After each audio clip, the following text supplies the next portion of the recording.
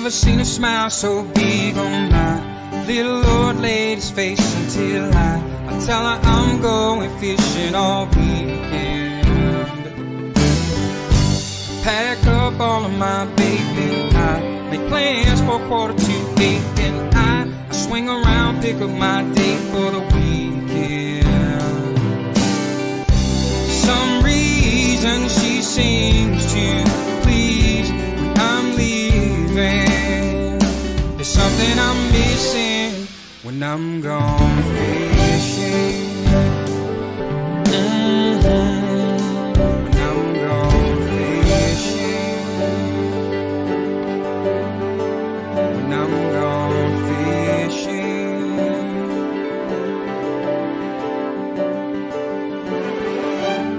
Yeah, baby. Yes, sir.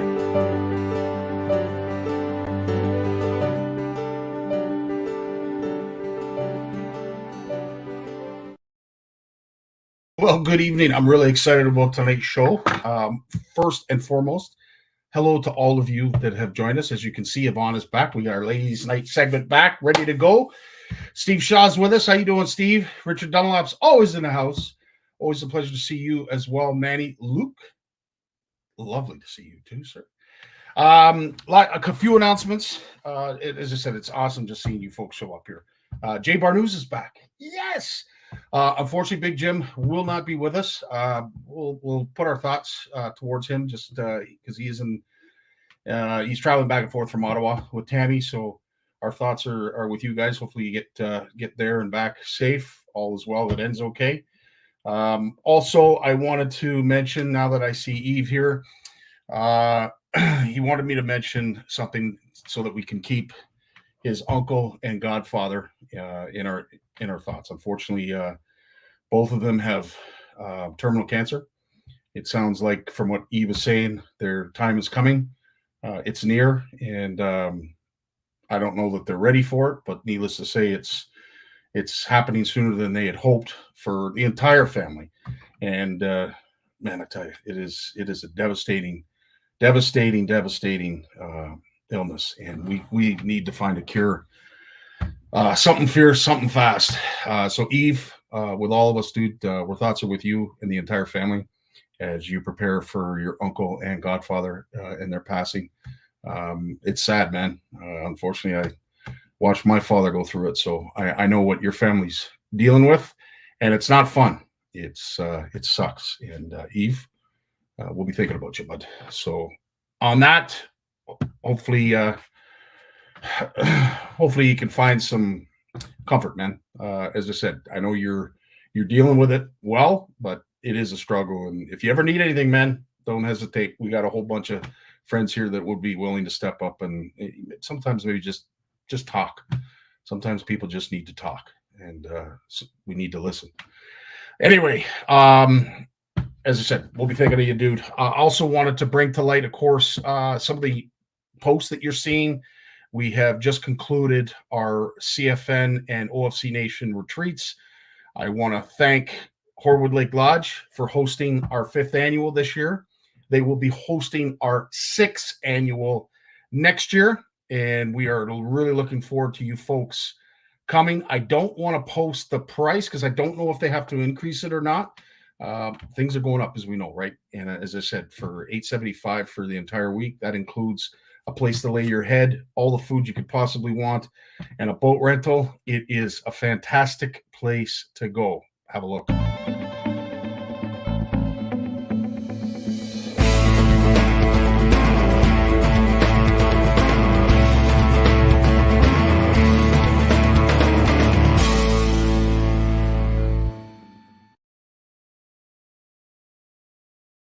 So Doris and Warren are the owners. You need to get a hold of Doris. That is the number you can call. That is also the email. As I said, we haven't hammered down the date. We haven't confirmed the date yet. We haven't confirmed the price. I'm hoping it's going to be able to stay the same. But as we know, things do go up in price. So we'd love to have you. We are going to book that right to the brim for next year. And the other place we're going to book up, and we are currently already booking up, was Camp McIntosh. Is Camp McIntosh. We just concluded our OFC Nation retreat. We had a whack of folks that showed up to this, and I know all of them are coming back. It is going to be the same price. Extra nights are $195, but again, it includes somewhere to lay your head, more food than you could want, plus a boat and motor, and your bait. That's really important too, your bait. So if you are looking to join us, that is how you do so. Andre and Tracy are fantastic hosts. We love them dearly, and they'd love to hear from you. So please reach out to Tracy. That's the number. That's the website. That's the email. Get your butt booked in a bed. As I said, Jim's not going to be with us tonight. We have Yvonne, who will be coming up right after this. Lawrence is joining me. And of course, we have Jay Barnew's back from his escapades of the night shift, which I'm sure he's going to share with us. But before that, we're going to get to Yvonne right after this word from our sponsor.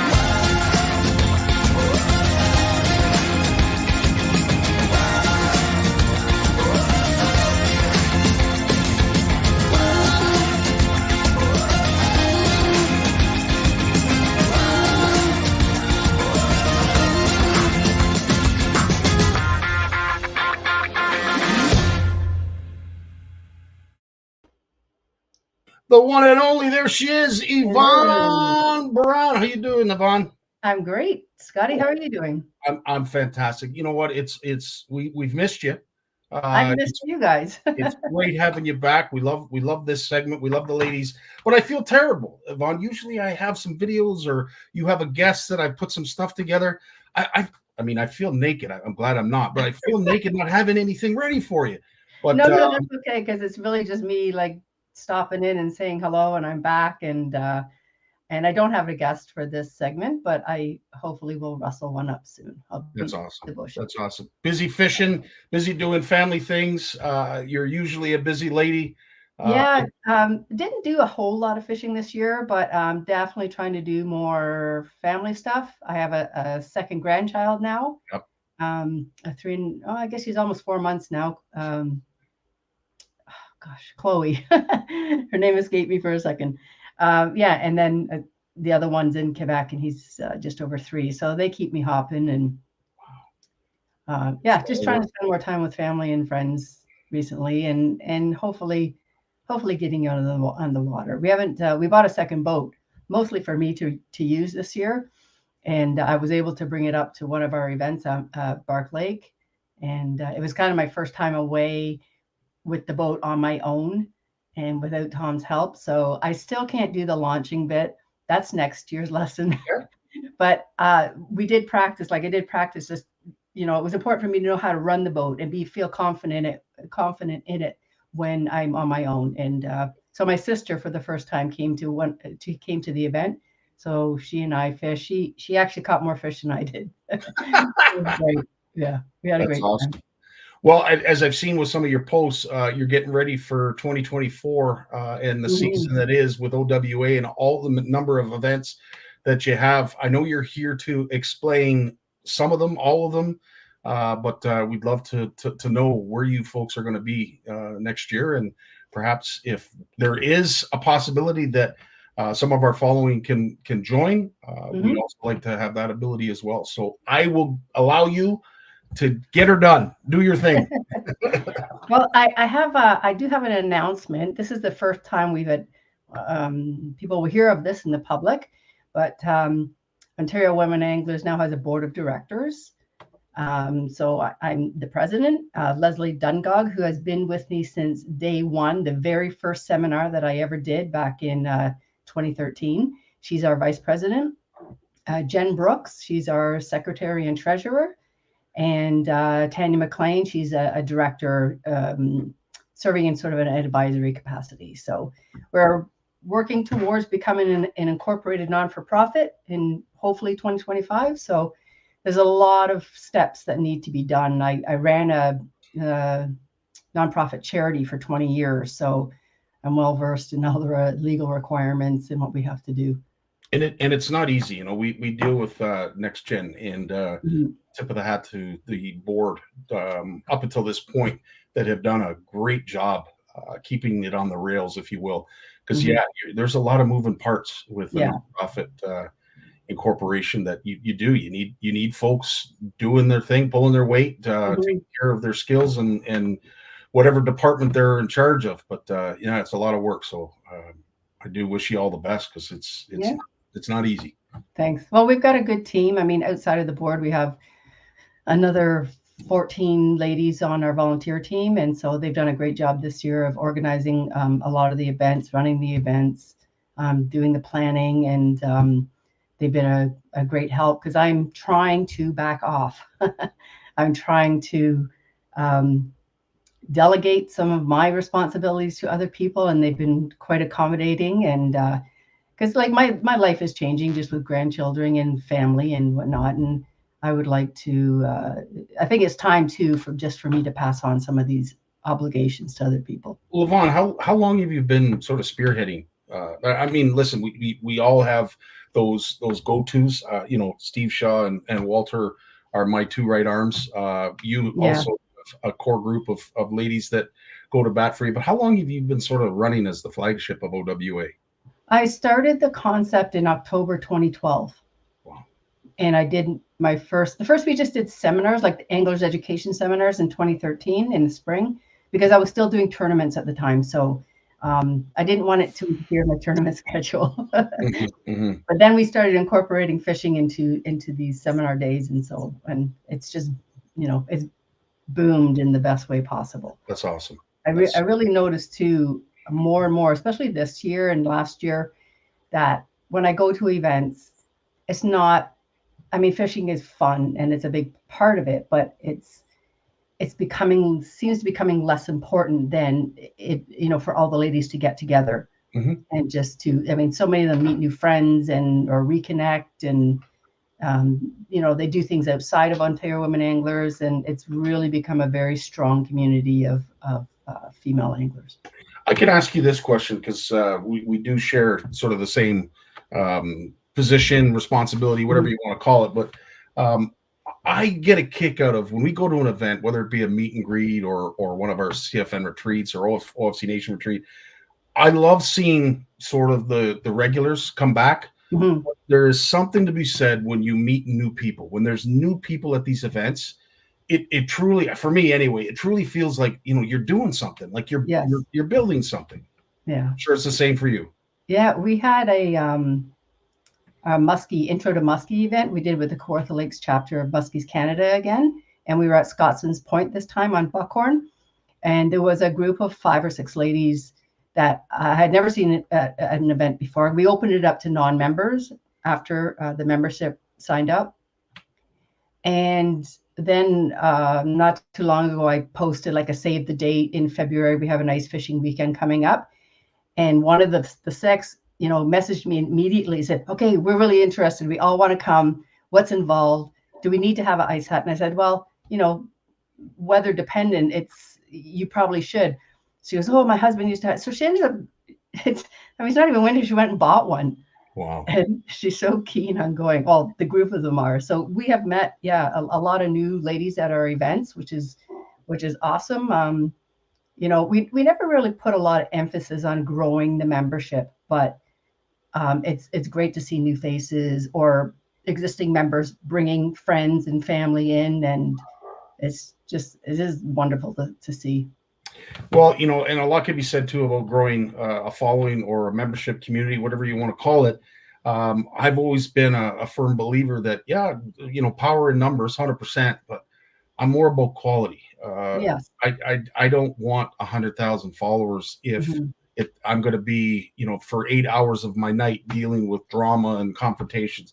So, and I will say OWA, GCFA, CFN, OFC have done a fantastic job of I don't know, creating a template of how a person should be to be part of the community as well as in the industry. And said with groups like ours around, hopefully it's a lot easier for people to say, be like that, don't be like that, that kind of, I don't know.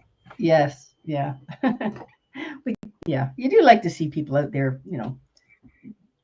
practicing ethical angling. Let's just leave it at that. 100%. Yeah, let's leave it. We do have some events booked for 2024. We have an ice fishing weekend in Perry Sound, which we've been to before. It's the first weekend in February. Then February 17th, we have the Crappie and Perch Day up at Elbow Lake, which is not far from Kingston. And the following day, we are having a Gals and Pals ice fishing fun tournament. Wow. So a member can and I think we're opening it up to families as well. So they can, take their kids out, take their spouse, their partner, their friend, whatever. Cool. We have our annual Elbow Lake summer trip. That's the third weekend in June. And I think we're already looking to book a venue for our fall trip in 2024. That's awesome. So, yeah. We'd like to get out back. Shane Richard just asked any CFN events for ice fishing. And I'll have to say this, Shane, as of right now, no. But much like I'm sure Yvonne, as we get sort of into those colder days of fall where we're waiting for the transition, we have a little bit of time to schedule and put things together. I can honestly say, ice pending. I'd love to be able to set one up on Simcoe for say February, but we'll have to wait and see, Shane. Yeah, I was actually I watched the Horwood Lake segment there. I went on their website and I'm starting to count how many people can fit in each cabin and wondering, okay, how many could I open it up to? Because I know I listen to you guys talk about it all the time. We had Lisa Tadgel on the show. I think she was our last guest, and she talks highly of it as well. And I know a lot of the CFNers do. So it's definitely something I'm going to look into. Yvonne, it's one of those. And this is what I try to tell people. Yes, we have the luxury of having camps that are interested in being a part of our community. But I also wanted to make sure that not only are the people cool and easy to get along with, but also that the fishing, is worthy of someone spending $1 to go to it. Yeah. And I have to say, with McIntosh and Horwood, it never lets us down. Neither of those two places. In fact, in a lot of cases, I think the fishing was better at McIntosh this year than it was last year. Horwood, it depended. Some folks, they had better fishing this year than they did last year. Yeah. But it never disappoints. And those two bodies of water are phenomenal fishing. And if you do manage to book an event up there, you won't be disappointed. I can promise you that. Can I drop your name? Oh, 100%. Well, maybe you shouldn't. I've been up there for 6 years now. They may not like me. No, I'm kidding. By all means, please do. And I will say this, as I said, Warren and Doris, they go above and beyond to make sure that your stay is comforting and that you're happy. Like when someone asks you, hey, how you doing? Do you really care? They actually, when they ask you, they mean it. Like, everything okay? Everything's good. So anyway, I could talk all day about Andre, Tracy, Doris, and Warren, but I'll leave it for you to let me know how they are. The last thing I just wanted to mention is that we do have our Christmas social event coming up. It's Saturday, December 2nd, and it's going to be at the OFAH Hunting and Fishing Heritage Center in Peterborough. We are trying to confirm a speaker to talk about electronics and navionics. I haven't heard back yet from my contact. We'll have like a great draw table again. We're going to do a gift exchange, and we're going to have like a pizza lunch. So it's a great opportunity for social and, just kind of catching up with each other and learning some new skills. I'll tell you, I probably don't need to tell you this because you already know, but when it comes to electronics, Dave Chong, I don't think he's like the JP of Shimano. He's JP of electronics. He is a Rain Man and knows everything. So I don't know if you reached out to him or not, but yeah, I've gotten contact with John Noel. Oh, okay, right on. Very cool. Well, as I said, there's some serious events. I mean, I look forward to. I can't wait. They're the highlight of the year when you're able to get back with your community and enjoy some fish and some fun and a fish fry or three. It's always a good time. But those are great places, great venues. And when the Christmas one, is anybody able to go? Well, it's all women, but both members and it is open to non-members. Okay. So if you're interested, you're not sure, this is the place to come out, sort of, test the waters, feel out OWA, and hopefully they can make you a member. Yes, we'd love to. That's awesome. That's it from me, Scottie. Like Wow. I said, next time I'll hopefully by sometime next week I'll have a speaker confirmed, and then we'll set a date for me to come back. That's awesome. Looking forward to it, Yvonne. And as I said, you have been missed. I know I've been asked a few times, are we going to have any more ladies' night segments? The answer is yes. And you just heard it from Yvonne. There will be some guests. So we look forward to it, Yvonne, as always, because you always bring great people to us, and we can't thank you enough for it. You're welcome. Right on. All right. Well, if anybody has any other questions, I haven't seen any. I see a lot of thank yous and looking forward to going to your events. But unless anybody has a direct question to Yvonne, we will bid you farewell. And until next time. All right. Good to see you, Scottie. You as well. All right. We got Lawrence coming up next, right after a word from our sponsor. When it comes to Canadian food, we've got your back with flavors like lemon pepper, beer batter, campfire barbecue, lemon pepper dill, garlic butter and chives, and crispy Cajun. We've got a mix for every meal. Whether you're serving East Coast shrimp, West Coast salmon, succulent walleye, chicken wings, or veggies, we've got you covered. Coat your food in outdoor flavors. Available online or at these fine retailers. Well, there he is, the one and only Lawrence Gunther. Hey, buddy. How you doing, sir? I'm doing well. Yeah. Oh, and you? But busy. But it's the only way I know. I don't know any other way. But I will say this, listening to Yvonne, it's great having her back, and I know how busy she is. And I'm telling you, there's so many wheels in motion, and there's so many people you have to thank, whether it be from an OWA perspective or here at CFN. I thank you and Jason and Jim coming every Monday, what Stephen and Walter do behind the scenes. As I said, this all happens because of a group of people, not just one. So, Lawrence, as always, dude, it's a pleasure. Now, speaking of news, before you get ahead, I was just listening to Yvonne Brown, talking about the electronics training session. That right away popped in my head. Lisa Goodyear. Yes, she's into the hummingbirds, and she's got the forward-looking, sonar now. And I was talking to her the other day. She's actually jigging for muskie around sunken logs and cribs. And she can put two people on the back of the boat jigging, and she can point her sonar down there, and she can see the lures. She can see the fish coming, and she can tell, when they have to lift the lures to clear a log or clear a crib so they don't get snagged. And she's having a lot of success with that. I probably shouldn't be giving this away. But, can you imagine, who would ever thought you could jig for muskies around that kind of structure? Well, I'm so losing all the money and baits. I am so glad we haven't gone live yet, so that Lisa doesn't come down and give you a good pinch.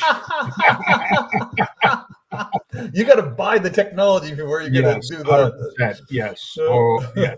But no, it's something that Moose showed me for the first time. They do it up north for muskie as well, up in the Red River area and oh my Lord, it's Lake of Woods.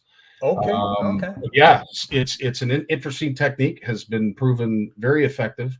And it's nice because it's cooler water, so you're not putting as much stress if that water was really, really warm on the fish as you normally would. So yeah, pretty cool. Now, what is also, and sorry, I don't want to cut you off. No, good. Go ahead. All right. Well, listen, I couldn't think of anybody else other than you to talk about this. It was something I'm feeling I'm getting reeled in here on another friggin' controversial topic, buddy.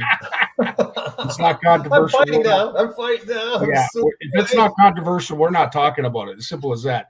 No, Bill White, one of our CFNers, handed me just a link that I was just stunned. I had to read it just for the sake of you got to be kidding me. This is possible. But I don't know if anybody has seen this, but a huge piece of Lake Ontario is for sale, thanks to a pre-Confederation agreement. And I will read just a snippet of the article. This was, I forget the company that it was, or sorry, the broadcasting corporation that posted this, but back in 1853, 14 years before Canadian Confederation, Queen Victoria gave royal assent to an act incorporating Pickering Harbor Company, thereby giving the company the deed to Frenchman's Bay, which included the ownership of the land underneath and out into Lake Ontario. Although the charter has received some, I can imagine, many challenges over the years, it remains in place today. And of course, the most unusual part about it is this area that you see shaded in behind the breakwall is considered residential. It's deemed as residential. So houseboats. Yeah, it'll be similar to what you see at out in BC with those floating homes. Yeah.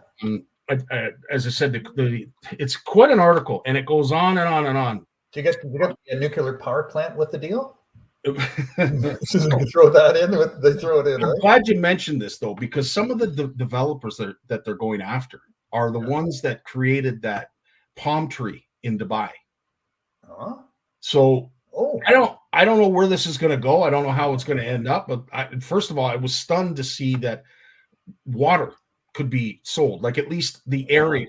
Well, that's the big question, right? Because maybe back then she could just draw a circle on a map and say, everything inside that circle is yours. Anyone going over the line of that circle, you can shoot or have arrested or hung or whatever, but in Canada and United States, if you can drive in on a boat or a canoe or a paddle board or a rubber dinghy or whatever, you can go on water that crosses private land.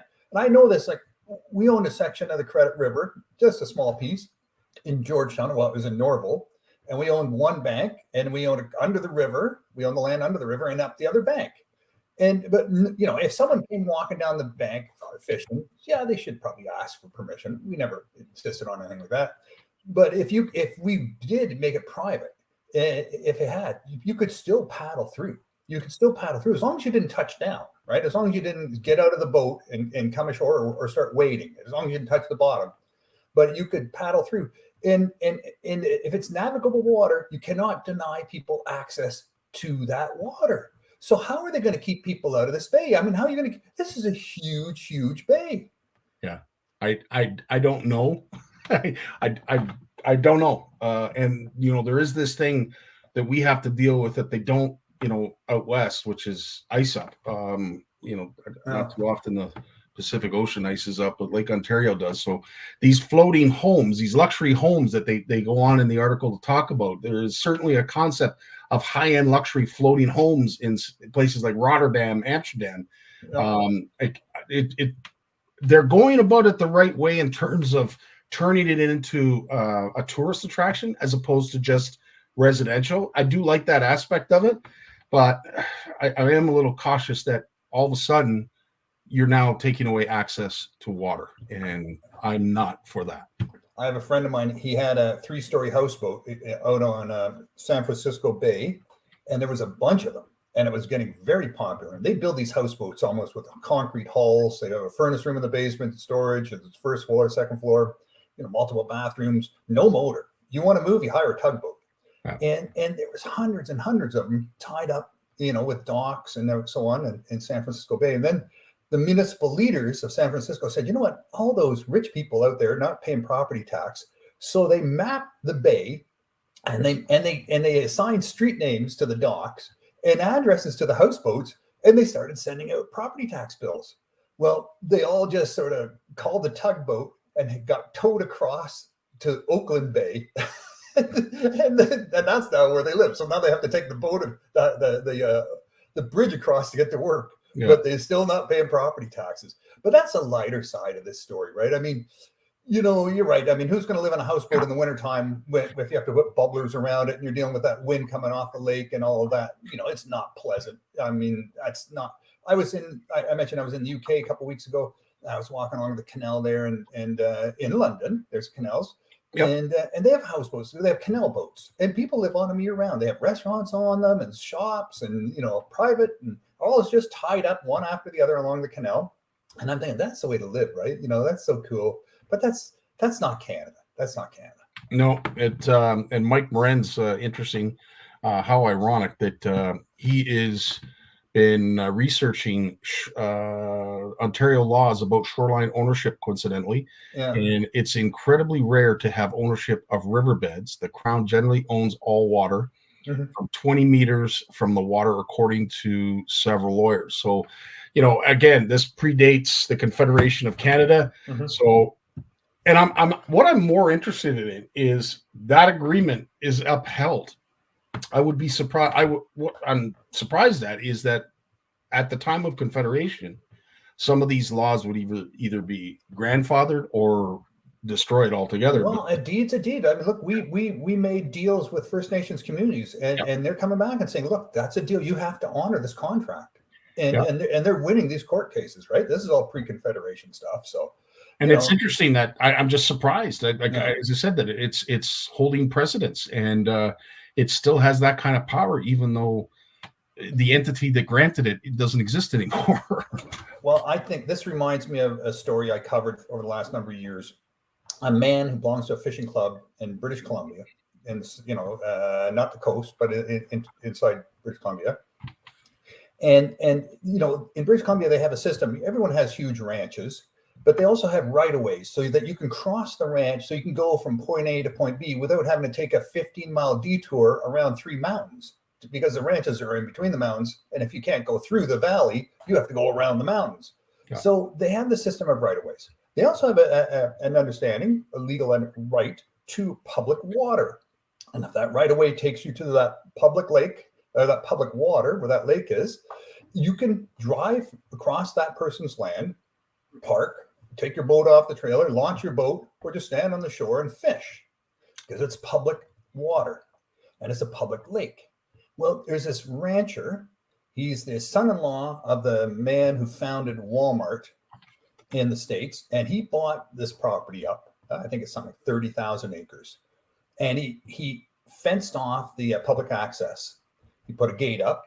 And he put some dam. He built a dam on the end of the lake, and he raised the water of the lake. He stocked it full of fish. Well, this man said, you know what? That's our lake. He can't just take over our lake. And he sued this Walmart son-in-law, and it cost about $100,000 in legal fees. But a bunch of nonprofits stepped up, paid his legal fees, and he won. And the government would not get involved. Funny enough, right? Who knows? Maybe because of the guy's name is, who knows? But then wouldn't they have to, though, Lawrence? Wouldn't the government have to? Well, you would think, right? This is right away, and this is public water, and this is a citizen of British Columbia being denied access to a public right of way to public water. Why would not the government get involved, right? Why would not politicians get involved? You can only think that the money, because what this Walmart, this son-in-law, promises, he was going to make this the biggest beef cattle ranch in North America, and he was going to supply the entire Walmart chain with beef from that one ranch. That was his promise. So that's huge money, huge processing. You were talking a giant beef factory. Anyways, the guy won his battle. The Walmart official, he appealed to the BC Appeal Court, and he won the appeal.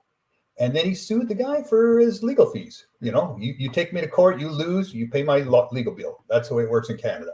So this poor guy Yeah. launched a lawsuit against a Walmart son-in-law owner, whatever, Yeah.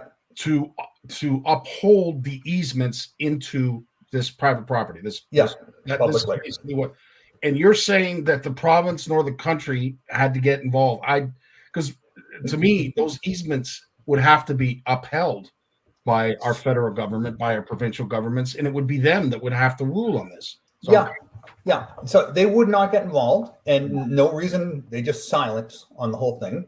that's weird. And the guy, he lost the appeal because he said the lake was significantly not the same. It was completely different because it had been raised. The water levels had been raised. Fish had been added. It wasn't the same lake anymore. So it was no longer public water. And he lost on the appeal. It's brutal. It's brutal that you're facing a world where you can be denied access to public spaces like that just because someone surrounds it with private property. And that, is that what we're going to face here with French Bay? I mean, that's crazy. Well, it's interesting because I've heard Frenchman's Bay used to be unbelievable for pike, and then the word got out, and it has been slow. Last couple years that I've heard from folks everywhere on the St. Lawrence, all up and down the St. Lawrence, same thing. Yeah, it's been a different bite and different than what it used to be in the past, but it's still, I mean, it's a great marshland, and I think for no other reason that in itself is concerning to folks that have a vested interest to make sure that our shorelines are going to remain in its natural state. And by the sounds of it, if this goes through, that's not going to happen. Condos and private, recreation sort of, playground for the wealthy, right? Yeah. It reminds me of Nova Scotia. I'll tell you another related story. Because I had a cabin in Nova Scotia, and my friend, one of my friends had a property in Nova Scotia, 100 acres, and on his property was a lot of shoreline on Lake Annesley and a beach. And we're just down there on the beach, and a bunch of people come walking in and just lay out their blankets and towels and go swimming. And I said, those people? He goes, no, yeah, I know them. They're people around here. And I said, he said, yeah, but everyone, he said, in Nova Scotia, you do not own a beach. Even if you own the beach, you cannot deny anyone in the community from walking across your property and enjoying the beach, because they passed a law. They said, too many Americans, Germans were coming over, buying 100 acres, buying a beautiful piece of land with a beach on a lake, the only beach on the lake, and then putting a fence around it. And people for generations that had grown up there, and they had bring their children, and their children were bringing their children, and so on, were now all of a sudden couldn't go to that beach anymore. And there's not a lot of beaches on freshwater lakes in Nova Scotia, and the ocean's pretty darn cold, so this is pretty important to them. And they said no. The politicians said, what? Not going to do that. The beaches are the people's beaches, just like the islands in Nova Scotia. No one can own an island. They're public spaces. Interesting. Mike Morenz brings up basically very similar argument that is paralleling what we're saying here. He's been cutting into trails a bunch of great spots that have been limited to accessibility of the owners. Only a few of their friends can access these spots used traditionally for over 100 years, which were taken from us all. Also, one of the 10 or 12 lakes in the world with aurora trout is not accessible since some rich American bought up all the land surrounding the lake. Last I heard, the MNR wasn't going to stock it anymore due to this. Now, Mike goes on to ask the question, in a situation like this where someone buys up all the land, is this lake considered landlocked? I mean, it would be, I suppose, anyway, if there's no inflow or outflow, but in terms of accessibility, I think, it's a private lake. It's a private lake. Once it's a private lake, it's a private lake, right? It's not crown land. And even if you have a fishing lodge and you lease 1,000 acres and it's got 7 lakes on it, you now have exclusive access to those lakes for your fishing resort lodge business, right? Wow. And they're right. It comes with the lease.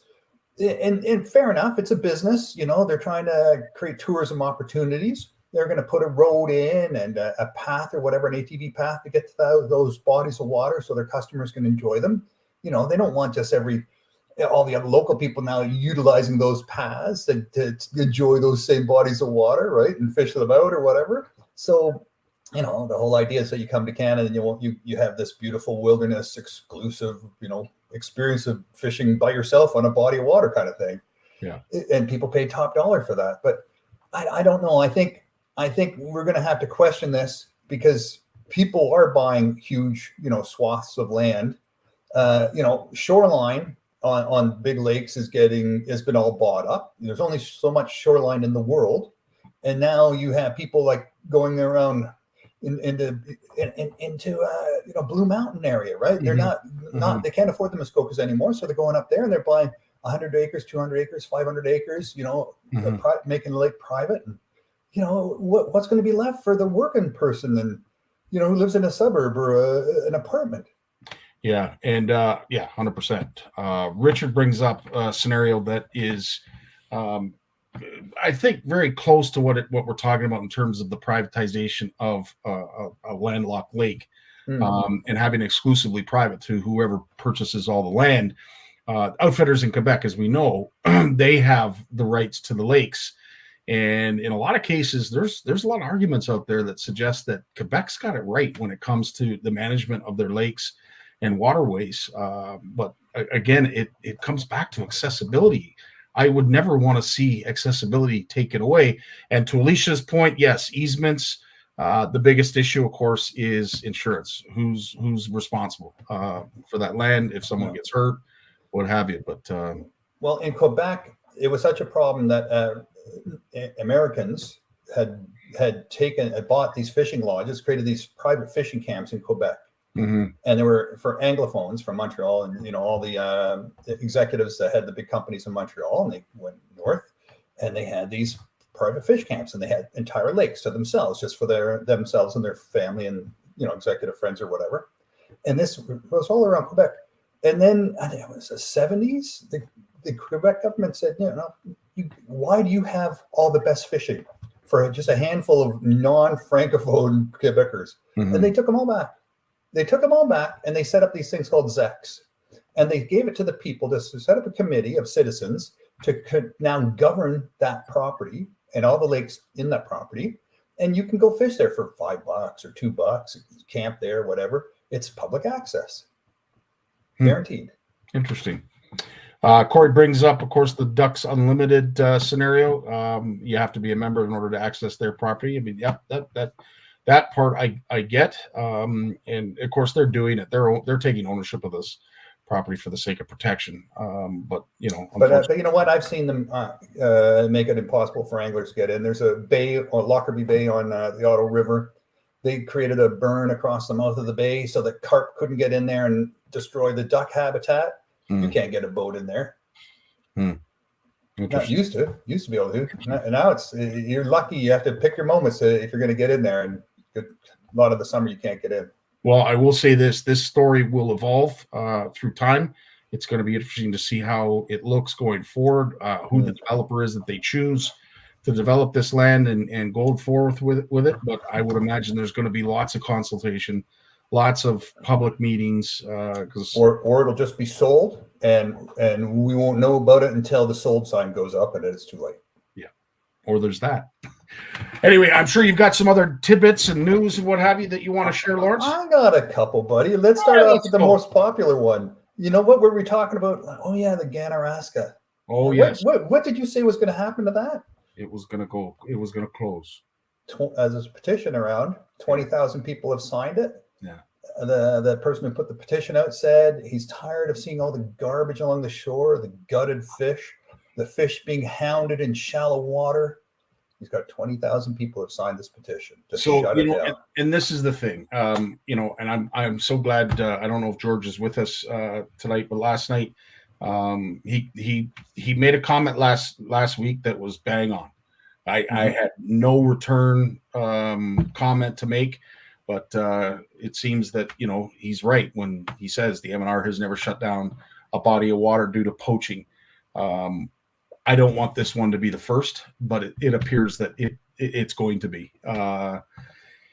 And yeah, the more we bring it to light, the more we talk about it, the more we show people doing the wrong things. It only perpetuates the problem and makes it that much easier for them to decide to close it. But it is my fear. And to hear that there's 20,000 people that are on a signed petition, that doesn't bode well either.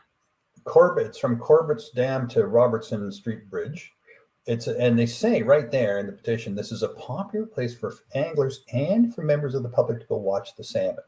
So this is exactly what I'm talking about, and what you're talking about last week, is when you can rally the public and say, look at those filthy anglers, look what they're doing to the fish, look what they're doing to the banks, the garbage and the gutted fish.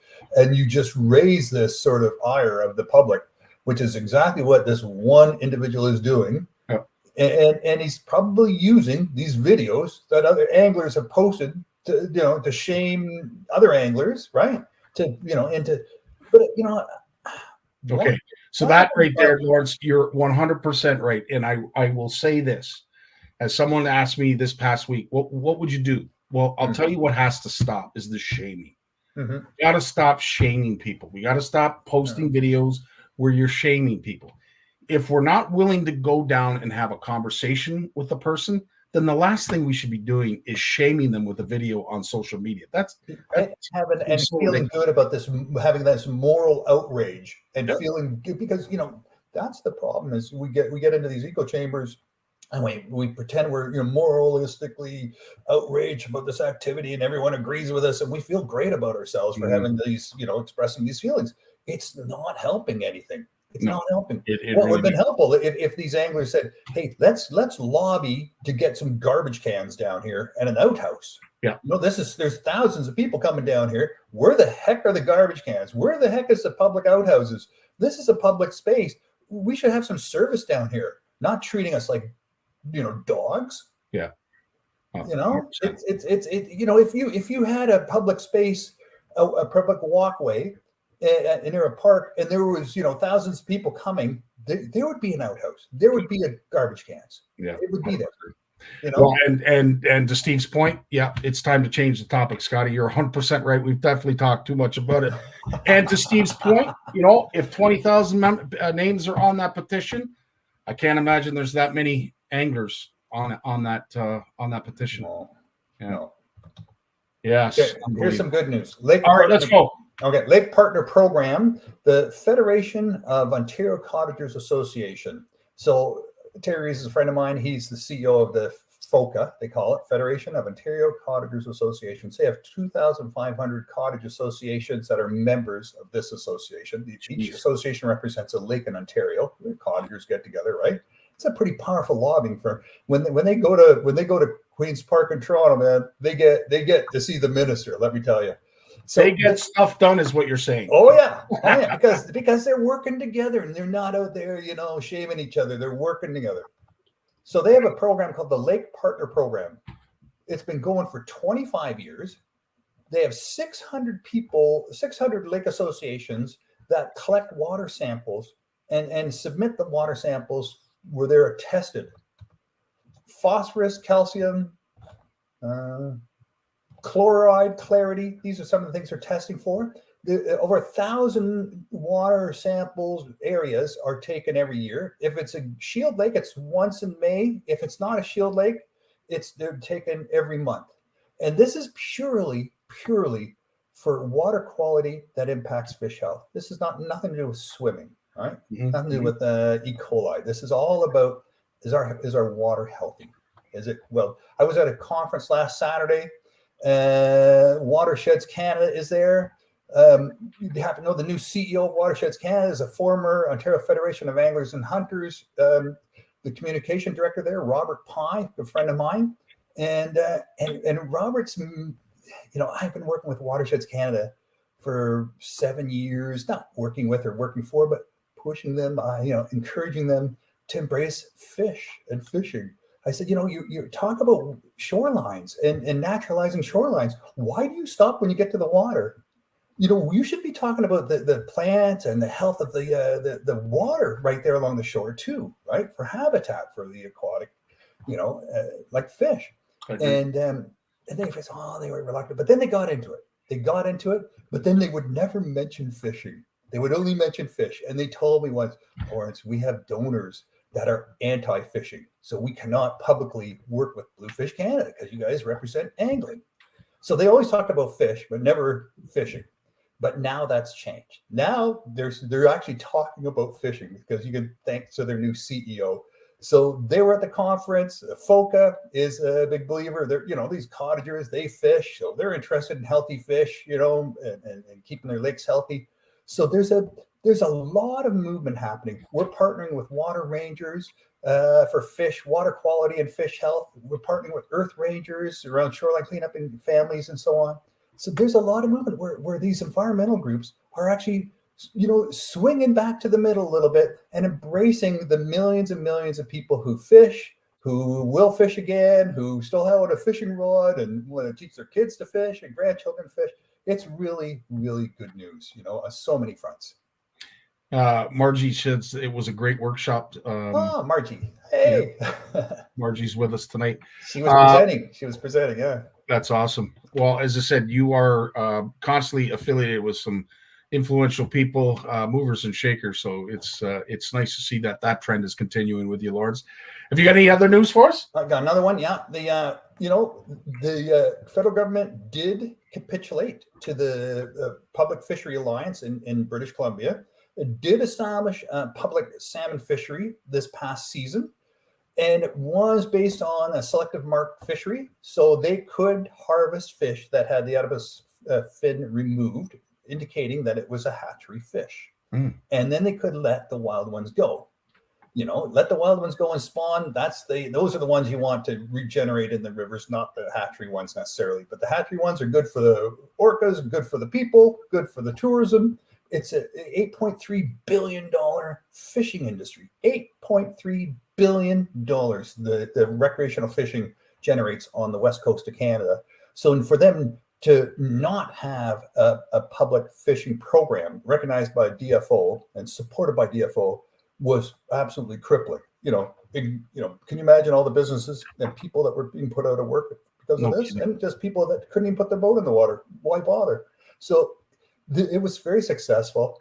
They chased a lot of fish around this past summer. They had it was a good fishing year for them, but there are critics. They're saying, how do they know these are all hatchery fish? Because right now they're only snipping the fins on 10% of the hatchery fish they're putting in.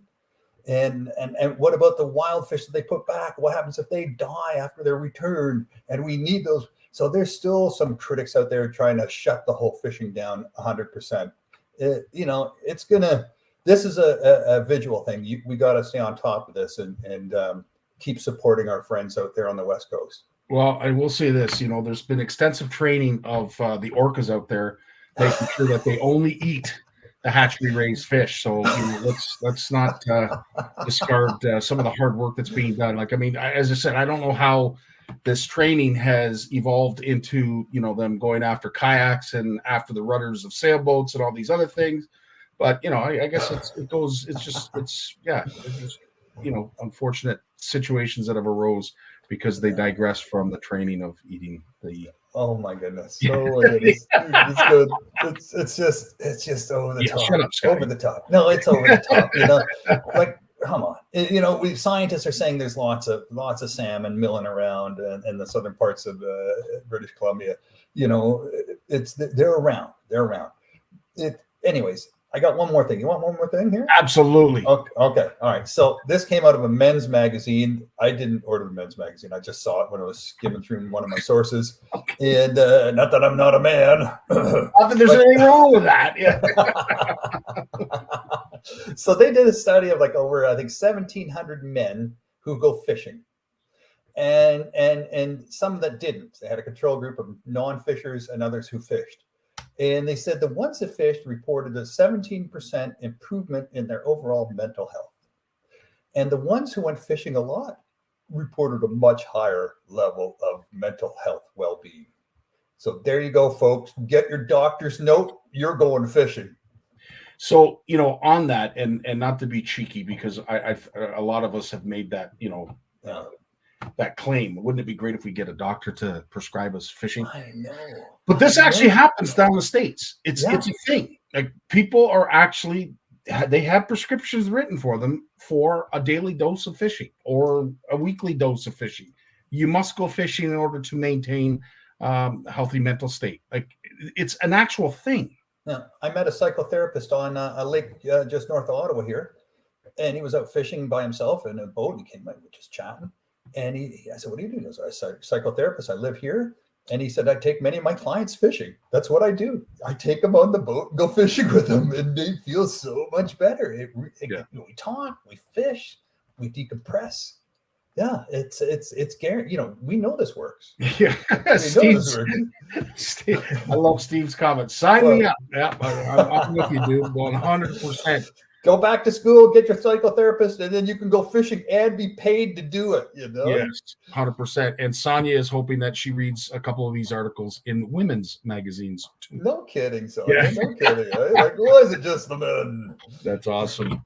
Well, as always, Lawrence, just a wealth of information. Love having you here every Monday. Love the fact that if you miss today's broadcast, you can always go over to Bluefish Radio and see the repeat, as well as all of the other wonderful podcasts that Lawrence has put together. Any closing comments, Lawrence, before we leave you? Yeah, the Bluefish News is out. It'll be up on the bluefishcanada.ca website soon. There's some great stories in there I didn't get to. It's only 13 pages of newsletter, plus an editorial from me on water quality and fish health that you'll find interesting, and a whole bunch of other really cool bits of information. So help yourself. Well, have yourself a great week. Thanks again for showing up as you always do every Monday. And we look forward to seeing and reading all of the wonderful stuff that you're going to be putting up in Bluefish Canada and Bluefish Radio, and all the news articles that are associated with it. Dude, have yourself a fantastic week. Thanks, Scottie, and thanks, everyone. Right on. We'll have Jay Barnews right after a word from his sponsor. Want to know the difference between power bait and other soft plastics? Ask the fish.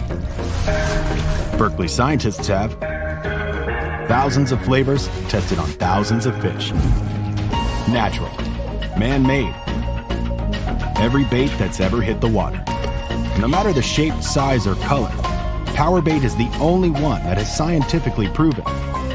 Fish bite and will not let go. Jay's in the house. Hey, Scottie, how are you? Hey, we have missed you, man. Oh, man. It has been a long few weeks. That's for sure. Yeah, the night shift, when it comes to seining, it can be rough, especially this time of year, because you never know what kind of weather and temperatures you're dealing with. It's a grind. And I will say this on behalf of everybody that's watching. We love what you do, Jay, and we can't thank you enough for it because, as I said, there's a lot of unsung heroes that don't wear capes that are doing some wonderful things for our fishery out there, and you, my friend, are one of them.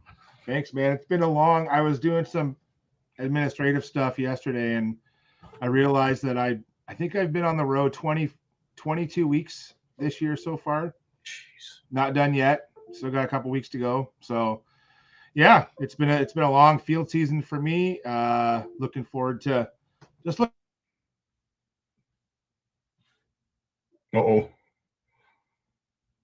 We just lost Jay. Oh, we have so many cool things to share, and this is going to be really cool. If he does come back, which I'm sure he will, he just lost connection by the sounds of it.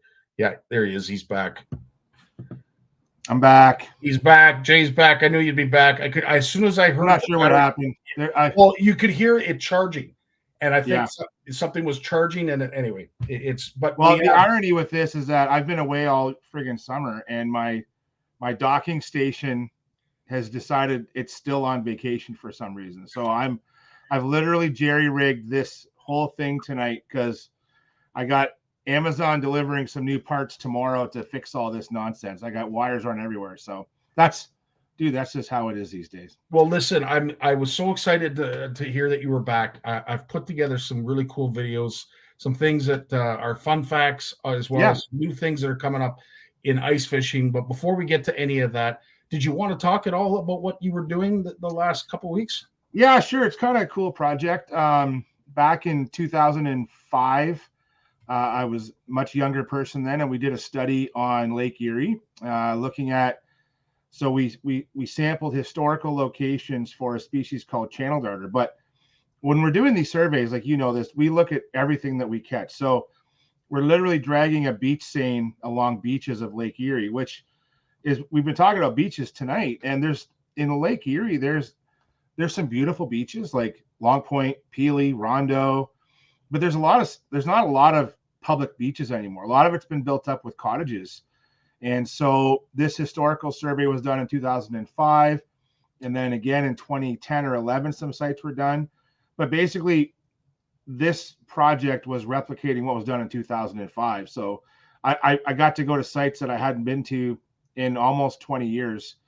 And, so I was, well, geez, man, I was 26, 27 doing those sites. Now I'm 48, going on 49 soon, carrying a 50-pound, those barrel packs, Scottie, those like for portaging. Oh yeah. So we have a 50-foot seine in a barrel pack, and I got holes drilled out the bottom, and I got a headlamp, and I have a helper that's just an intern that is like, we're doing what? We're on a beach at night. And I'm like, yeah, I'll pick you up at work. We're going to leave at 2 p.m. They're like, 2 p.m. Yeah, because we're working until 2 a.m.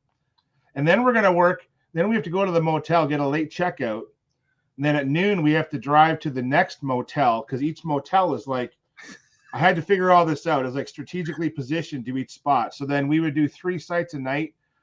But then you would drive to a site, Scottie. Like one night we drove to Point Peely, okay? Sampled there. Our first seine haul, we caught 5,000 emerald shiners, one seine haul. Wow. One. So in 50 meters of beach, we caught 5,000 emerald shiners.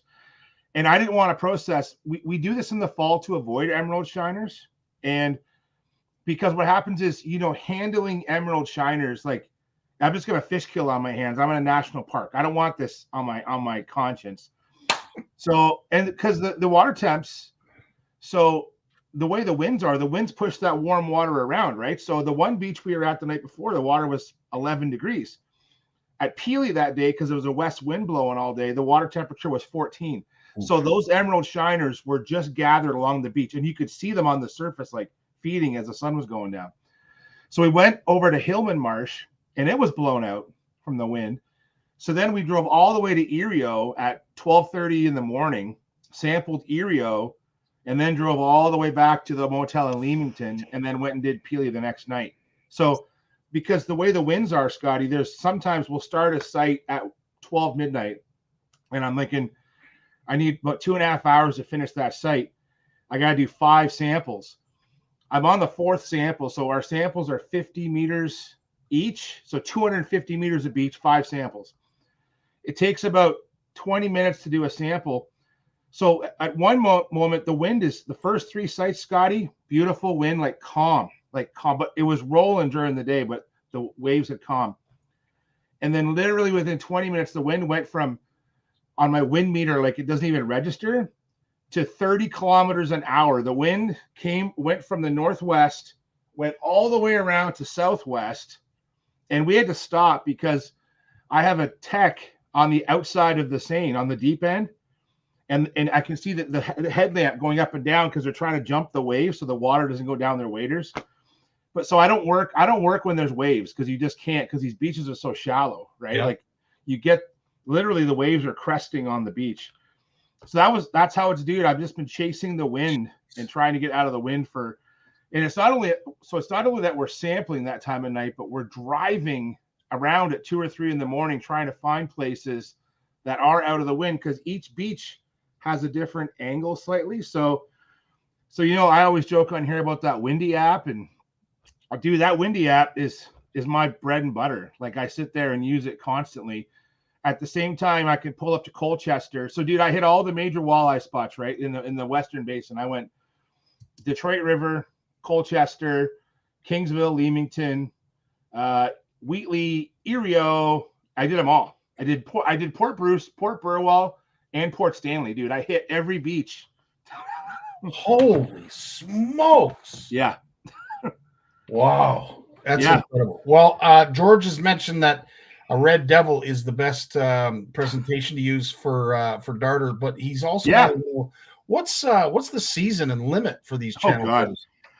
Well, ironically, George, as with species at risk, species at risk work is rewarding because they are a challenge to catch. And we caught lots of fish. I caught lots of young of the year, walleye. We caught round goby, log perch, white bass, white perch. We even caught northern pike at beaches, black crappie on beaches, like quite the mix. We only caught channel darters at one beach. Now we didn't finish the survey. I still have sites I got to do next year, but that's the trouble with working on a rare fish like that. And why I'm doing that fish is because under the federal act, species at risk, we have to do updates on these species every decade or so. So that's why we're redoing this sampling. It hasn't been done in almost 20 years. And it doesn't mean I still have more areas to go, but they're a rare fish. But I did catch a bunch at one area that I never sampled in 2005 because, Scottie, in those days, I didn't have Google Earth or Google Maps. Like, so back in those days, I had the yellow map book. You know what I'm talking about, Scottie? Yeah. Oh, yes. The map, was it Map Art? There's still the building in Oshawa. I drive by them on the 401. Yeah. So I'd have the Map Art little atlas, and that's how I found my way around Southern Ontario for work. So now we have all this technology, dude. I just find a beach on Google Earth, plug it in my phone, drive to the site. I'm like, this is so nice now. I wonder, with that comment, Jay, are there still people out there buying maps? So I was thinking about doing this project specifically because I'm literally driving around in the dark. Because when you're driving around in the dark, I can't see where I can have my headlights on. But when I'm looking, and this is the same as when you're angling, right? If you're trying to find something in the daylight, you can there's water over there. There's I know why people drive into lakes now with GPS units. Like my GPS unit's telling me keep going, and it's like I'm not gonna go. There's water, or there's like a giant barricade that's been put up by in what Lawrence's point was about private ownership. Some of these lots now that we used to be right of ways have been sold off as cottages in 20 years. Yeah. So yeah, man, I don't know if people use those books anymore. I still see them around, I think, but they are not common. I wonder if you can get that stuff digitally. Either way, Google Maps is kind of how I find.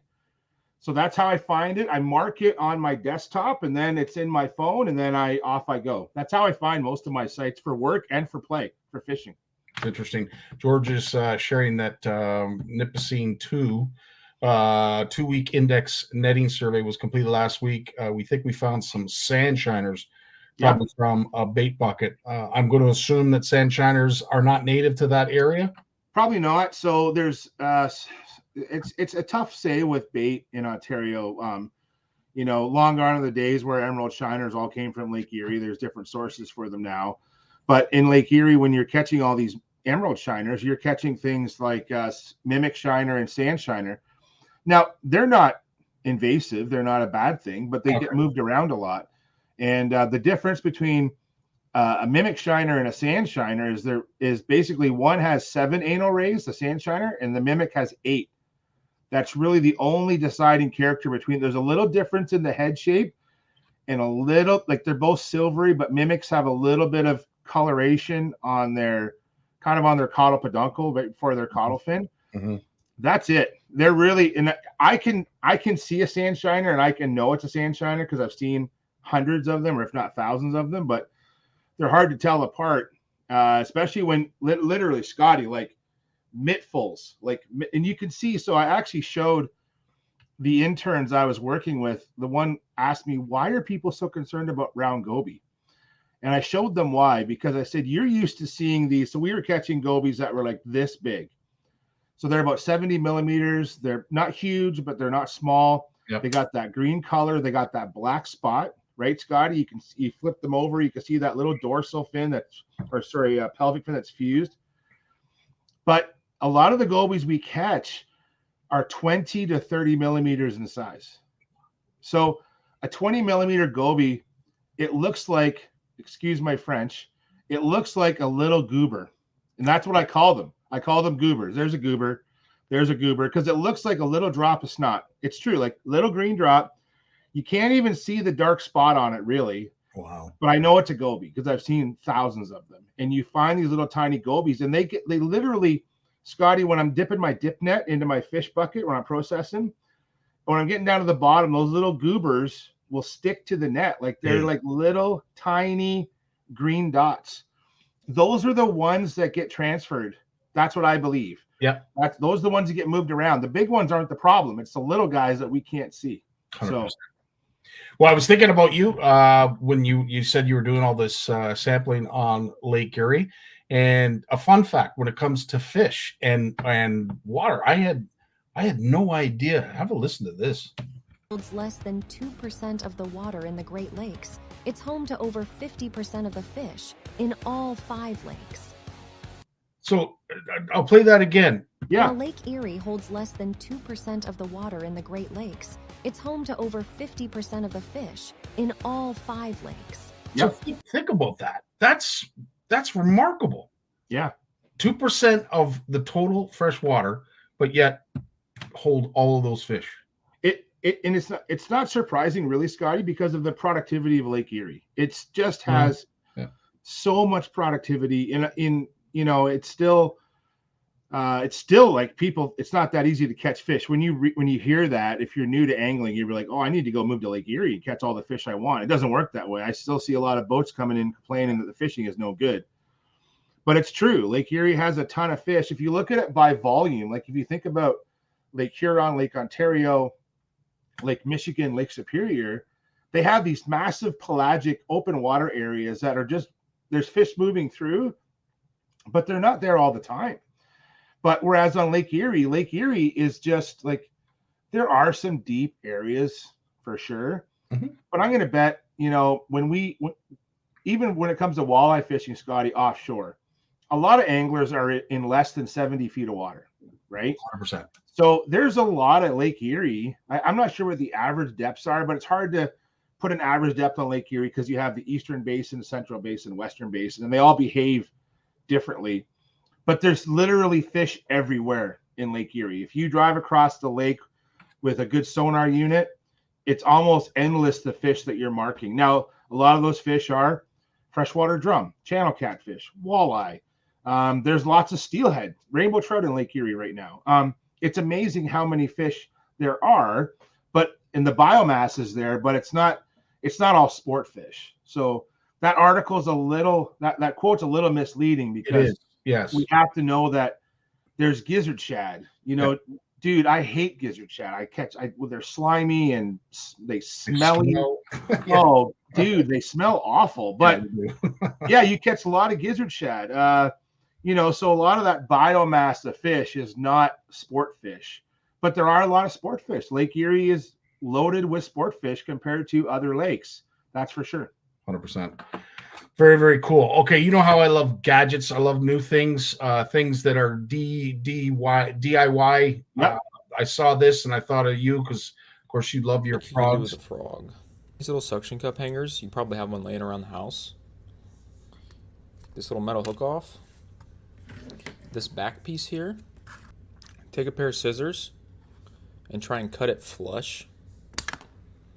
Now, put a hole through the center of this however you can. I'm going to just drill it out real quick. If you get that hole in there, take your line tie and just push it through that hole. And now you have a homemade poppin' frog. Kind of cool. That's kind of cool. Like, one thing about a poppin' frog that I've learned, especially a lot this summer, I did a lot of frogging this year, and poppin' frogs are not, I've gone back to normal frogs, Scottie, quite a bit, because a typical soft-bodied frog, hollow-bodied frog, you can work in so many places, whereas a poppin' frog, you can't, that poppin' action is really only good on sparse vegetation. Mm-hmm. And the real thick stuff where I am, and I see, like, that's a great design. I think that would work well. But because of that lip shape there, it's even more cupped. And so it's going to catch more stuff. Now, if you're working that frog over open water, which a lot of anglers don't realize this, but you don't have to just work a frog over thick vegetation. They work great anywhere. You know, if I'm going down the lake and I get some open water areas, I won't put the frog down. I just keep working the frog. And a lot of times if the frog bite's going well, I'll have a regular hollow-bodied frog. So this year, I'll tell you a true story. So this year I got on a great frog bite on a lake just outside of Barry's Bay. Not the one that we cottage at, a different one. Trevor and I went to there one night. Trevor's like, I got to go fish this lake, Dad. I looked on Google Earth. There's these big pad beds. We got to go frog fishing. I said, okay, we went there. I had 3 frogs rigged up. I had poppin' frog. I had the traditional hollow-bodied frog like you saw in that video. Yeah. And then I had a frog with the paddle tail legs, the kicker legs. And dude, I killed it on all of them in all different areas of that lake. I just fished 3 frog rods the entire night, and it was amazing. And I'm going to tell you that the poppin' frog, it's a very specific, to me, it's a specific type of bait you're going to throw in just sparse vegetation. Whereas that hollow-bodied frog, if you work it right, you can do more with it. Like you can walk the dog with it. If you play around with the slack line, you can pause it. And then literally if I get to a hole and I pause it, I can let it sit in, it'll sit in one spot and just pivot back and forth. It won't even come forward if you work it on that slack line. It's a great bait. But the frogs with the paddle legs, so this was the first summer I used those. And I used to use like the old toad style baits, but the toad style baits, the traditional ones, they have the kicker legs, they sink, right? So you pause it and it sinks. So Spro came out with one or a couple years ago with the kicker legs, but you pause it and it floats, stays still. Mm-hmm, mm-hmm. And dude, I killed it on that to the point where I had to glue the damn thing back together after a night, because one night I caught over 20 bass on it one night, and I had to crazy glue the whole thing together to hold it together. And it's not that it's a bad bait; it's a great bait, but it just got beat up because we caught so many fish on it. I'll be honest, you know, to your point, I became a huge fan of Rapala when they created the suspending crankbait. Yeah, as soon as they went to a suspending crankbait, it was like, what? And you catch your first fish on this, and all of a sudden, yeah, I got to have more of these in my tackle box. But to Alicia's point, I kind of thought the same thing. You had mentioned about the cup, you know, when it comes to vegetation, might be a little difficult to swim that through there. I don't know what the action would be with the hollow. Like, will it still have that darting action with that funnel on? But also, as Alicia says, it might not be heavy enough. Yeah, I almost think so. I'm tempted to, if I would do that, but I think I would take that cup and I would trim it down a little bit. Like I'm looking at that frog, and it's hard for me to describe, but like, so like, here's my frog, and then I'm trying to put my hand like this. So I'm going to cut my hand, but like, there's too much water. There's too much cup under the frog. Yeah. So I would probably like trim the top and bottom of that cup a little bit, so it doesn't have as much pop. Yes. Maybe a little less pop is what I would do. Yeah. And Alicia, I was thinking the same thing. As soon as I saw it, immediately what came to mind was, you know, when a dog has an operation and you put that funnel on its neck so it doesn't lick itself. Yeah. I thought that of that. I don't know why. What's great about that tip though, Scotty, is, dude, nothing's getting cheaper, right? So a good frog is good. You're starting at $10. Yeah. For a decent topwater frog now. If you take that frog and you have a few of those little suction cups in your box, and you could just cut your braid off, put the little cup on there, you know, maybe you drop a crazy glue to hold it, and then off you go again. Like that's a great, dude. That is a cheap. I love seeing stuff like this because you know it's the creativity, you know, and somebody putting it out there. Someone, you know, the first one through the wall is always the bloodiest. But at least that person took the initiative to put that video together. And you know what? I'm with you. I think it's awesome. Something, too, that I've been seeing a lot of folks who follow a lot of European carp channels, and the community over there, they take extreme care of the fish. But lately I've been seeing this show up from time to time. I wanted to ask you about this. So he shows where the hook was in its mouth. Yep. Sprays it on that. Sprays it on that scar on the body. And I've seen 2 or 3 videos of this. Is that iodine? What's he spraying? Yeah. So I'm not sure, but you know, I'm thinking like it looks similar to bentadine, which is a bentadine. You'll know this, Scottie, from the aquaculture world. So bentadine is used. That's like what you dip your boots in when you go into the hatchery. And we use it to sterilize our nets. Like, so if we're going from lake to lake and we haven't had time to dry our nets, we'll soak them in bentadine, and it doesn't hurt the fish or the water, but it'll kill bacteria and viruses. And so I wonder if that's what they're doing. You know, actually seeing that little wound, I'm surprised they didn't just use crazy glue on that, to be honest, because when we're tagging fish, we use after we suture the fish up, we'll use a little bit of, it's called vet bond, but it's basically crazy glue, and you'll put a couple of drops just to help hold those stitches in until they kind of tighten up, and that once that fish starts to heal, the crazy glue or the vet bond just leaves. So now I have to comment George's comment here, Scottie, about pike like everything. Usually see them when throwing an expensive bait with no leader. So just so you know, George, little secret, mega bass is Japanese for hungry pike. Just so you know, mega bass translates to hungry pike in Japanese, just so you know that. That's what I heard. Oh, wow. That's hilarious. So I guess my question is, when I see this being done to carp, should we be doing this to all fish? That's a good question, man. I don't know. And I think why I say that is we don't know the impacts of this for, like, so when I do it with fish surgery, we do it because you have an open wound on a fish, and if we don't close it, you're going to risk infection. So we put a tag inside of a fish, and we're going to track that fish and learn all about it. And if, let's say it's a walleye, we're going to learn where it goes, what it eats, what depths it swims at, all that kind of stuff, which is very valuable. But eventually, you know, Scottie, we put that fish through a lot of stress. So we want to make sure that that fish survives, given the best chance it can. So we use different antiseptics, we use different types of antibiotics and things to protect that fish. For anglers to go out and do that, I don't know if that's such a good idea. Like, this kind of gets back to the, you know, what our friend Gord Pizer talks about with the carbonated drinks down the fish's gills, you know, like, and that's proven to not be a great idea. And why is it not a great idea? Well, there's some arguments scientifically why, but it's not tested. And that's the issue. We just haven't tested it. So I credit the angler for taking care of the fish. I think that's great, but I don't really know what that chemical is and if it's been tested or not. And that's where I would hang my hat, because even in my line of work, even using known procedures, I'm under scrutiny all the time. And in fact, very many people may not know this, but in a lot of academic institutions and government research labs, we have to get approved animal care protocols to do any kind of work on fish. And it's under the scrutiny of veterinarians. So we have veterinarians on committees that review all of our proposed work.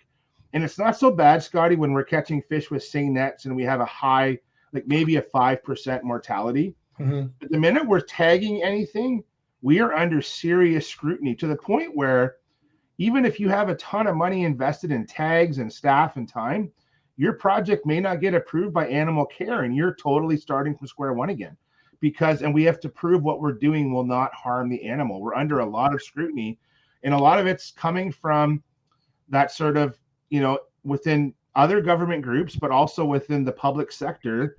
They're looking for, you know, sort of things to not blame us, but you know what I mean? We gotta be careful of ourselves out there, and who's looking over our shoulder to see what we're up to.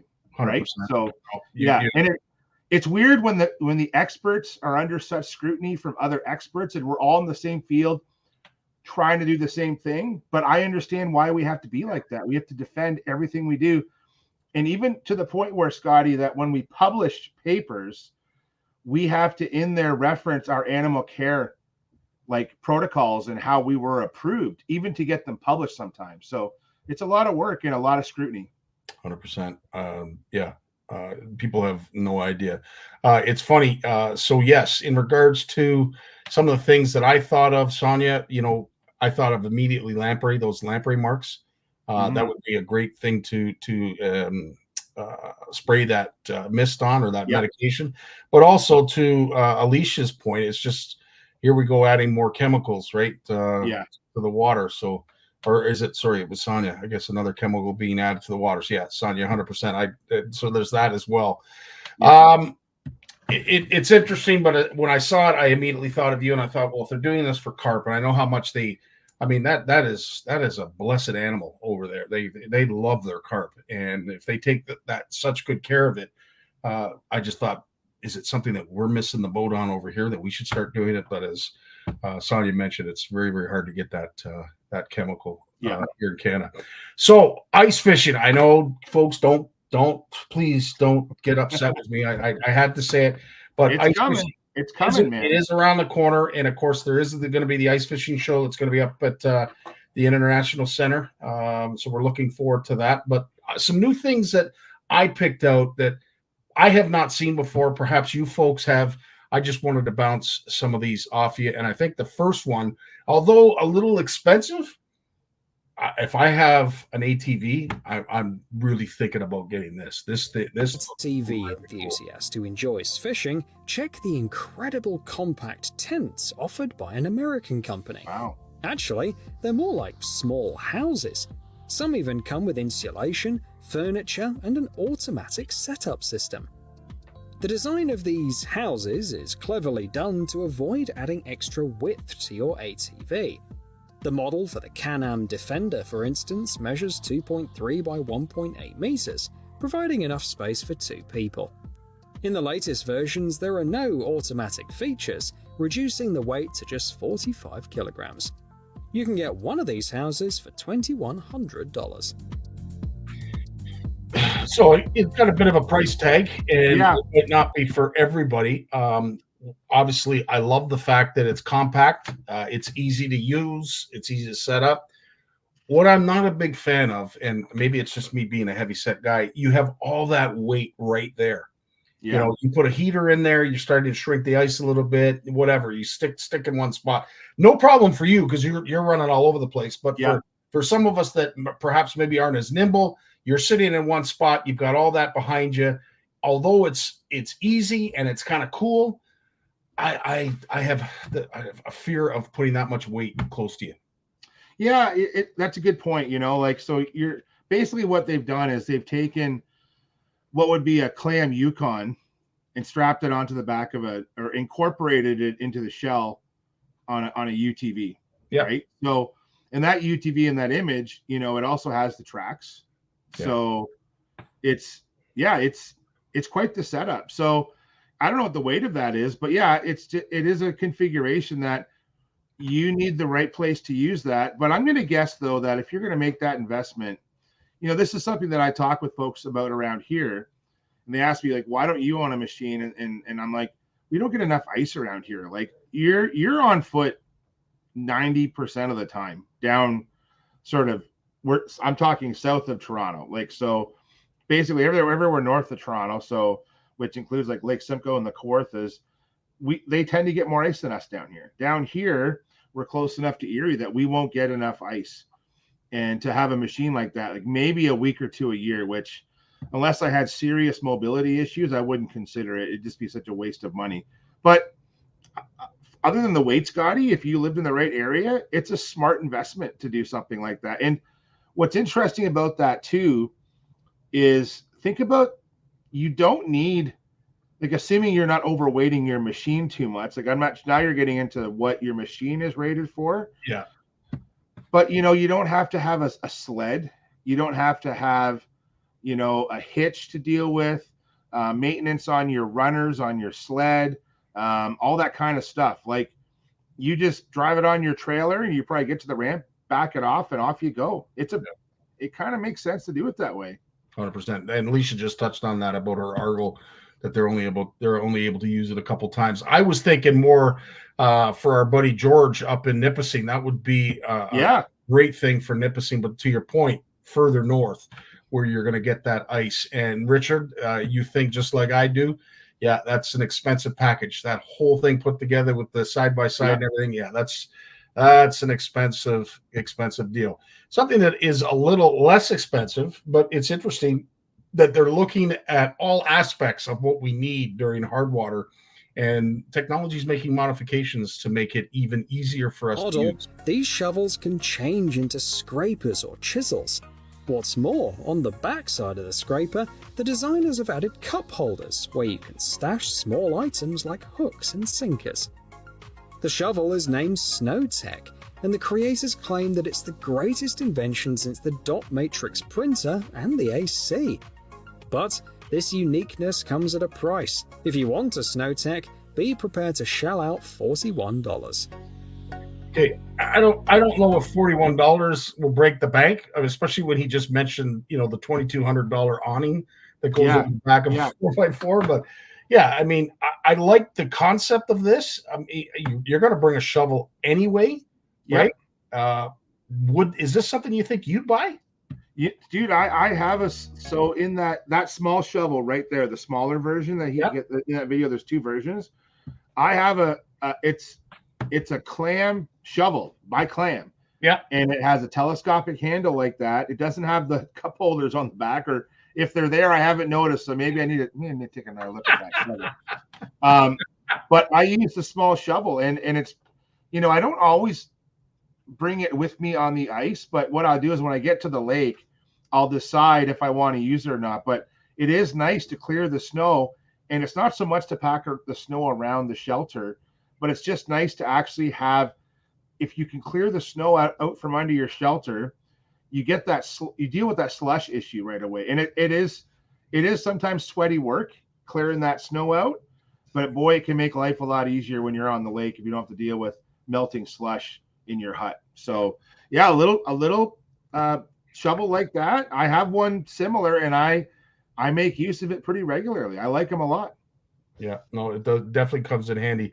This one, it is such a cool item. I'd love it just because in the dark, you'd love to see it light up.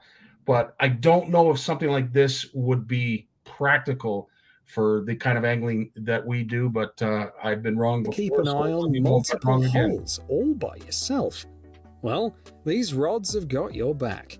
They're super lightweight thanks to their polycarbonate bodies. Plus, they're packed with both light and sound signals, making them incredibly informative. You won't easily miss a nibble because these rods keep signaling until you turn them off. Their universal mounting system lets you use almost any reel. And thanks to the 3 AAA batteries, they'll work for 100 hours. The price for one of these rods is $85. Different. Never seen anything like that. No. I mean, there's concepts that are similar, but I've never actually seen it like that, which I thought was really cool. And it's got a nice price point. It's manageable. $85 to try it would be cool. I think though, looking at that particular one, I see Alicia talking about it's a little gimmicky. Yeah. I think with that one though, so here's my beef with rod holders is I have all these nice rods, and I don't mind putting them in a rod holder so I get to use it. I've had some luck with the jaw jacker, although a lot of the fishing we do is more pan fishing. So I'm more using the rod in my shelter beside me in a second hole because I'm looking for and I'm using like a tip bobber. I'm using that light biter. So I don't use it outside a whole lot. I guess if I was working outside, maybe that would be better. But I see that as a lot of just use a rod and buy a traditional rod holder. Well, George, you can make fun of Berkeley, but I'm telling you, man, they make these little red rod holders, a little spring, and you put them beside your hole, and they take up no space in my travel bin for ice fishing. And if I'm going for a walleye or if I'm going for lake trout or a whitefish, I'll bring 3 or 4 of those, and they take up almost no space at all. And they go right beside the hole, and you just put your rod in. And Lord knows, Scottie, if you need it, just buy one of those little bells. Yeah. I still use the bell. I love the little bell, man. Yeah. Oh, dude, I'm with you. Here's my thing: hard plastic and winter. That's a good point. They don't go well. Well, and I'm hearing the gentleman talk, and you're like, where are they from? Like, Yeah. where do they have, with that accent, you don't have a lot of ice wherever you're from. Yeah. And I don't think you're dealing with a lot of -30, -40 weather, because I see that composite just cracking is what I see. 100%. Yeah. Like just putting it in the 5-gallon pail, I can see it just snapping, and all the intricate parts that snap into one in the freezing cold. Yeah. That you're going to have a bad time. So I don't, as much as I think it's gimmicky, like Alicia said, it's kind of interesting, kind of cool. It's, I don't know. I don't know if I'd spend $85. So to George's point, let's hope that Berkeley does come out with something. This is the last video, and I think is the most practical, makes the most sense. And I thought of you right away because you like to jump around on the hard water. Yeah, and move around a lot, but you got to keep your holes from freezing up. I think this is so cool. Suggest adding sunflower oil, covering the hole with a cut-off part of a large plastic bottle, or even applying petroleum jelly to the hole's edges. But this American team has a simple yet ingenious solution: heaters. It's really simple. You place warming packs in a polymer case and you're ready to fish. Wow. One refill can stay warm at temperatures around -8 degrees Celsius for about 18 hours. Plus, the heater's body is not just flexible, but also durable. You can get the heater along with 3 warming packs for $28. Dude, my heart stopped when the keys went down the hole. You and me both. I literally felt my heart skip a beat. So the durable part is not the actual piece of whatever this is. Yeah, is the fact that my heart didn't explode, because that's it. As soon as I saw that video, that's exactly what I thought. Why would you throw keys at a hole? Why would you do that? Yeah. But so that's kind of a neat idea. Like, I think one of the pet peeves that we all have is when you're ice fishing is how do we keep the hole free of ice, and that's probably why I don't use tip ups a lot, because I hate having to do maintenance on them. Like, you got to go outside and clear the hole, and that's kind of an ingenious idea. Now those things are not cheap either. So if I'm going to be doing a lot of ice fishing outside, I don't know, I might want to find a different way to heat those, but it is a smart idea. If you could put, like, dude, why can't you just put, so it's insulated, maybe just put hot water in there or something. I don't know. Like, I agree. And the other thing is too, if anybody has ever used some of those hot shots or hand warmers, you'll know the minute you get them wet, they're useless. So that should be a sealed compartment, I would think. Yeah, and that is not watertight, right? So it's you're right. That's what I'm thinking too. Like, so every year at Christmas, the girls usually get us hand warmers in our stocking. It's like a perfect stocking stuffer. Dude, I have hand warmers from 2016 I haven't used yet. Like, I don't tell anyone. I just keep putting them in the fishing room. But like, because if they get wet, they're useless. And so I do keep them on me. Like, I bring them out of principle. Like, if you check my ice suit, I have hand warmers in, and they actually have an expiry on them too. If anyone doesn't realize this, I'm pretty sure there's an expiry date on them. You need to check that. But I keep them in Ziploc bags. So, and that way they stay watertight, because the actual package they come in is not 100% waterproof. I learned that the hard way. Yep. But I do wear them. Usually what I do, Scottie, actually, is when I'm steelheading on my fingerless gloves, I wear them on the top of my hand right there. You were telling me this. It keeps the blood flowing when but you need to have your gloves dry, right? So the trouble is, when do my hands get cold? After I release a fish or a friend's fish or for a photo, and then I have to dry my hands. So the best investment anyone can buy for cold water fishing is a good towel. Yes. A good towel to dry your hands, and then you can use your hand warmers effectively. So 100%. Sonia, I believe she has done her own version of this with something flooring tile. It's so easy and cheap. Oh, okay. Yeah. Tile. I think Alicia actually mentioned something up here. Oh, Sonia made some from foam circles for the ice holes. Use those. Cool. Well, you have to, Sonia, send it along. We'll share it on CFN. 100%. Jay, that's all I have for you. Anything you wanted to add before we let you go? No, I'm good, man. I just need to go fishing. I need to stop working. I need to stop working with fish and go catch fish. And it's been, I don't know, but there's not a lot going on right now, Scotty. Like, I'm sure that my friends on the call that are avid anglers year round, like the winds have been awful. Every time I've had a day off, the wind's been blowing like crazy. Yeah. It's been like that for a few weeks. We haven't had a ton of rain. There are some steelhead being caught now. Mm-hmm. So I agree, Alicia, but the wind forecast now this weekend looks better for wind. So on Erie, but it's so hit and miss. But yeah, hopefully to get on to Erie for smallmouth once or twice more before we have to close it out. And the kayaks are going to be put away this weekend officially because it's just too cold. And there's been too many tragic stories of kayak anglers the last few years. So I don't want to be another story.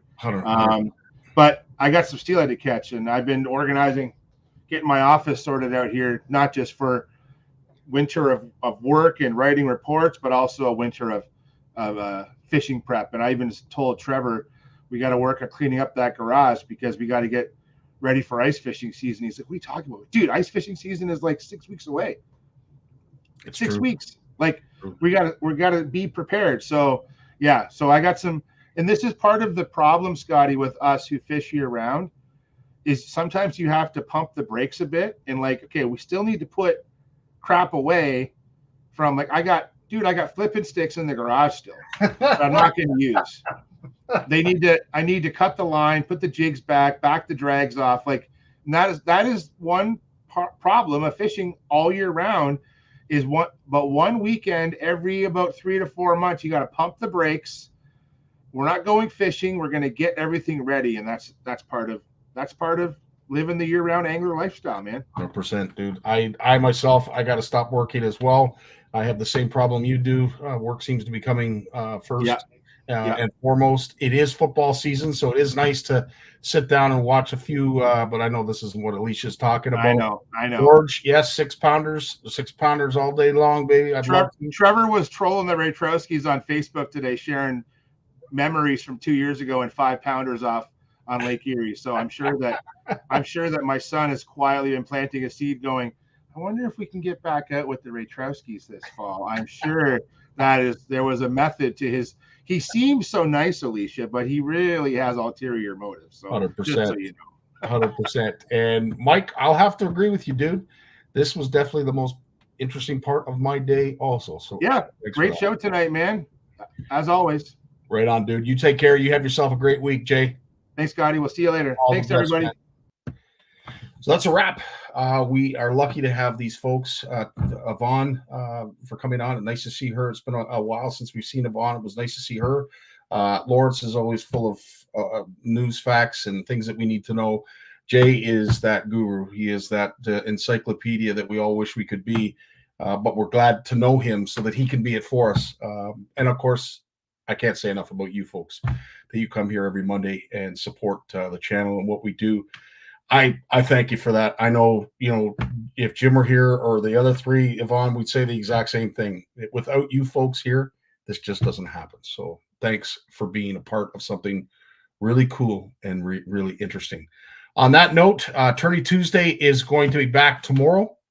Mike and I believe, are giving away the kayak. So it'll be the last of the Tourney Tuesdays. So join us tomorrow for that. And of course, all of the wonderful edits that Walter and Steve will be doing. I'm hopefully going to get to a couple tonight for tomorrow and help them out because those boys have been working awfully hard. And we love them for it. We thank them for it. And we're a better community because of it. On that note, Dave, take us away. It's been a fun show. Thank you again. Thanks to everyone who came. And of course, the sponsors, the people, the guests, all of the stuff. It means the world. Take care. Peace. Well, as much as I hate to admit it, I guess we've run out of time. So I've enjoyed it, but I'm going to do something I haven't done since season 1. Turn out the lights. The party's over. They say that all good things must end.